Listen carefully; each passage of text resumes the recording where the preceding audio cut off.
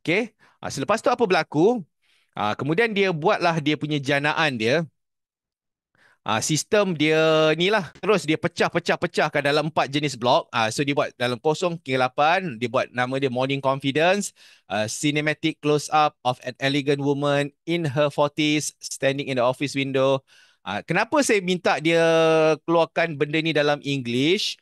Supaya dia mesra sikit dengan sistem penjana ni lah. Walaupun VEO 3 kalau kita pakai dalam Flow dia support multi language, tapi nak bagi lebih grip lagi, saya memang ini saya punya insting lah melihat saya pakai English untuk arahan dia, tapi untuk dialog tu saya tulis bahasa Melayu lah. Ini contohnya lah dialog yang tanpa sari kata, sistem ini melihat lah. Dan disupport dengan sound effect. Kenapa saya tak masuk muzik? Sebab muzik saya masuk kemudian. Saya nak laykan dalam sistem yang lain. That's why kalau muzik saya letak kemudian.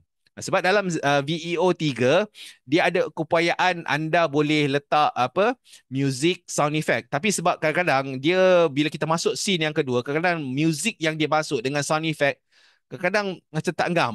Jadi kalau terbaik lah kalau terbaik sound effect ni pun tak payah letak pun tak apa, supaya dia tidak kacau dia punya tu.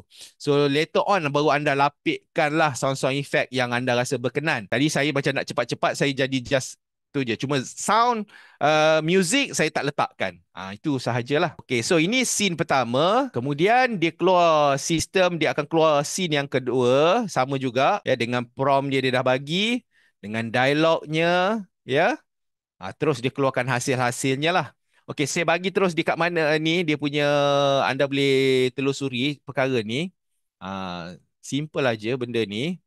Okey, saya sharekan dia punya track ni. Okey, ini conversation penuh dari idea kepada scene. So saya hantarkan. Lepas tu apa berlaku next?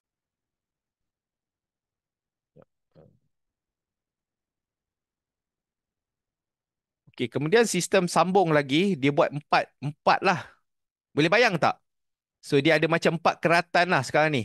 16 ke 24 saat, apa berlaku? Lepas tu 24 ke 30, apa berlaku?